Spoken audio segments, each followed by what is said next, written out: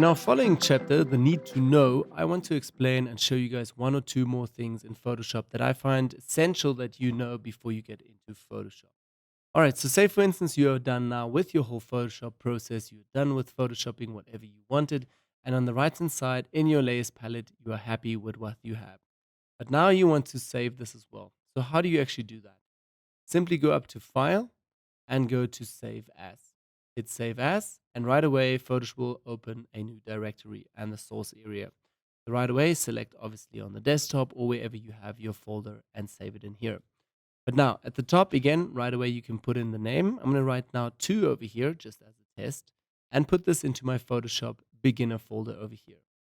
Then as well, also at the bottom, it will ask me the format. So what type of format do I want to save this as? As a Photoshop, large format, bitmap, a few more JPEG, JPEG 2000. Do you want to save it as a Photoshop PDF? Do you want to save it as a PNG? And a few more options. For a normal standard Photoshop file, I would just select Photoshop over here. And you can also set tick here, keep all the layers, because next time when you open it, you will see all your layers again. So hit save. Right away, Photoshop will ask you to maximize compatibility. Yes, okay, that. And right away, Photoshop saves it on the highest quality possible in your settings. Right away down here, you'll also get to see it. It's already done with saving. But now, say for instance, sometimes you have a folder or a file and you work on it for a few hours and it gets bigger and bigger and bigger. And I'm just going to replicate this quickly. And say, for instance, your file now reaches up to 2 gigabytes. As you can see also here at the bottom, let's actually select all of these files that I've just created. Turn this off. Again, it should go down to a lower number. Let's actually start again. I'm going to delete it. And right away, you see this is around 70 megabytes right now, this picture. So as soon as we create more and more and more layers, throughout our retouching process, it will obviously go a little bit higher and double. So as you guys can see, it's already now to 1.29 gigabyte. So say for instance, I continue with my Photoshop process, we get to 2.5, 3.7, and now we're almost at 4 gigabytes for a file. Let's actually overdo this and go to 5. Almost actually 6 now, 6.2 gigabytes.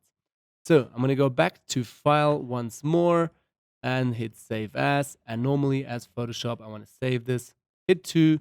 Replace this. No, we don't want to replace this. We want to give this a new number. So maybe number 3. Hit save, maximum compatibility, and it starts to save. And normally sometimes this breaks down or it doesn't want to save or you are struggling to save it. Then, as you guys can also see down here, here's our current process. Let's just wait quickly for this. And there we go. Right away, we get a message here from Photoshop. Could not save as PSD3 because the document is too big, larger than 2 gigabytes. You need to save it differently. So what do we do now? It's a very actually simple trick actually. Just go back to File once again, go to Save As, and right away here, type in 3 as the number, and on the format, go to Large Document Format. And now if you hit Save, it will also save it under maximum compatibility, but it will save it quicker and also with the right settings, and it will save. And right away, you guys get to see it has been saved. So let's go also to File, Save As again, and just have a look. Here it is, 3, so it has been saved also as a large document. Let's switch back to Photoshop, hit Cancel, and I will also delete now all of these layers here. Press F again, get into the full screen mode, and show you guys one more thing. Let's go back to File, Save As, and also we're going to go here to JPEG this time. So maybe number 4 now, and we're going to choose a JPEG. So again, JPEG, save, right away Photoshop will ask us a little bit about the options. So do you want to save this as matte, none, or anything that depends on printing again? If you want to print, then also have a look first in this. I'm going to go with none, just normal. And then quality needs to always be 12, maximum quality. If you want to change this a bit down and want to see also your sizes currently, head over here to the right-hand side and select the preview box. Now Photoshop is calculating right now how big that file will be, so something around 12 megabytes. You can then also change down the quality here. Photoshop is again calculating it and it will now tweak it down. So from 5, the half of it is now 1 megabyte point 1. You can even take it a bit further down to achieve a few kilobytes if you want to upload it to web. But this is not the proper way of how to upload it to the web with a low version on a big scale. Let's also spread it back to 12. More about the web version in a little bit. At the bottom here, I just always go with progressive, and that's it. Hit OK, and right away Photoshop will save this. So let's also talk now a little bit about saving for web. So right away, you'll see this in Canvas here is quite big. Let's actually go again to image size and have a look here. The pixels are still 4,000 to 6,000, so it's really, really big. If we even go to centimeters, it's 42 centimeters big. It's huge. So this is not ideal for the internet. And as you guys can see, the image size here is around almost 70 megabytes. So what you can do, which is also not the best option, but it's doable, go to image, image size again, and here under resolution, change this only to 72 dpi. Hit OK. Right away, Photoshop will resize actually your canvas size and also change this a little bit. So this is ideal now for the web. You can easily save this now as a JPEG file. If we go to save as and save as number 5, go back to a simple JPEG picture and hit save, you'll now see it's already at maximum quality, saved to 1.3 megabytes.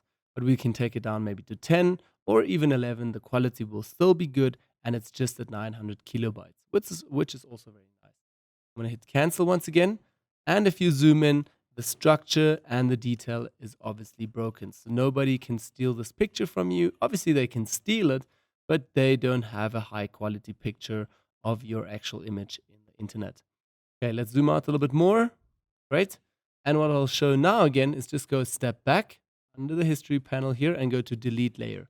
We zoom in now, we get to see all the detail again, and it's a nice sharp image. So basically, we are back now to a big canvas size again. Image size, and right away you see we have the big canvas size. So you can either do it like that, scale it down with the image size onto 72 dpi, or you can also go to File and go to Export, and here go to Save for Web. So right away, Photoshop puts up a brand new box here. Let's just at the bottom here zoom out a little bit so you guys get to see it right away. And obviously, this is our complete picture. And then here at the top with the hand tool, you can obviously move this around when it's zoomed in, original, and optimized. And I always go with optimized, so it just gets a bit of a pop there again. If you've already did some adjustments to this layer, just stay with the original. Otherwise, you'll have this bit of a pop. Under original now, let's head over here. You can first of all obviously choose a preset from. So JPEG low, you can also go with GIFs if you want. JPEG high, JPEG low, or JPEG medium. That's your option to go with. So once you select this preset, right away everything changes for you here. So the quality says to 60, it's optimized, high quality. And have a look here in the left-hand side, you get to see right away the megabytes. So 2.9 megabytes. So if this is too big for you, just head back to the preset and select low. You can also select it over here, low, medium, high, very high, maximum. So I set it to low now, and it's right away just 600 kilobytes. Then at the bottom here, still convert to sRGB. I would keep it to these settings. The standard ones depends on if you want to print this, but normally you wouldn't print a web version image. Then it might be something different. Also at the bottom, again, your image size here, still with the highest pixel size. So basically meaning, again, this is nice and big. I would also change this most probably. Then it's not so big in the internet. Once you're done, you just hit save and right away you will save it. So this is actually the proper way how to save for the web. Again, remember, very important here, select first of all your preset, stay with original, have a look at your kilobyte size. Then again, your color space here, the sRGB or CMYK. And again, obviously your image size, if you want to have it this big or a bit smaller. Once you're done, hit save and you're done. Those are a few options how to save for the web, how to also save in Photoshop, or again, saving a JPEG. And then lastly, remember again, the keyboard shortcut, Command and S. While you work right away, it saves again in Photoshop. So while you keep on Photoshopping, just maybe adjust the layer. You do again another adjustment layer. Now when I hit Command S, have a look here at the bottom of my canvas. It gets blue, it saves right away in the back end.